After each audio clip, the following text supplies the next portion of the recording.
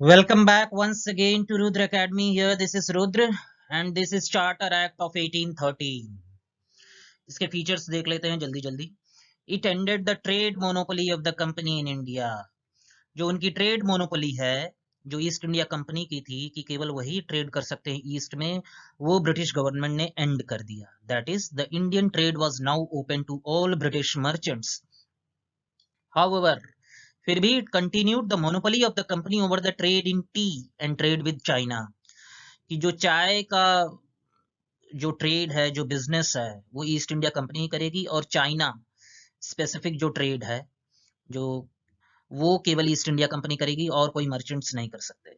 The company's rule was extended to another 20 years. 20 साल और राज कर सकते हैं. It asserted the sovereignty of the British Crown over the company's territories in India.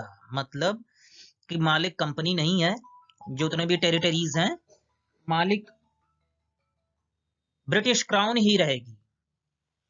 It allowed the Christian missionaries to come to India for the purpose of spreading Christianity. ये question कई बार exams में पूछा गया है कि Christian missionaries को किस charter act के तहत जो है अपना एनलाइटनमेंट का, अपना जो भी प्रोफेस करना है रिलीजन, जो भी उनके मिशनरीज एक्टिविटीज थी, वो किस एक्ट के तहत जो है उनको ग्रांट मिला परमिशन, तो वो है चार्टर एक्ट ऑफ 1813.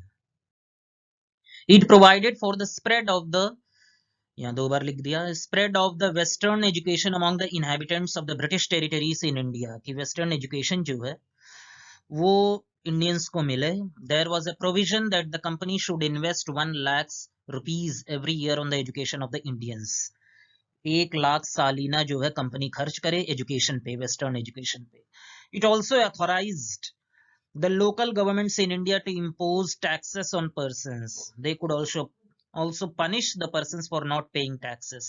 जो लोकल गवर्नमेंट्स हैं, जो पंचायत वगैरह रही होंगी उस टाइम, जो भी रहा, उनको जो अथोराइजेशन मिल गया ब्रिटिश गवर्नमेंट से कि वो टैक्स जो है इम्पोज कर सकते हैं और वो पनिश भी कर सकते हैं.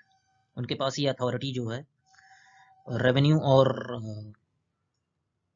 और जो क्रिमिनल है, दोनों लॉ जो है लोकल गवर्नमेंट्स को जो है अथोराइज किया गया.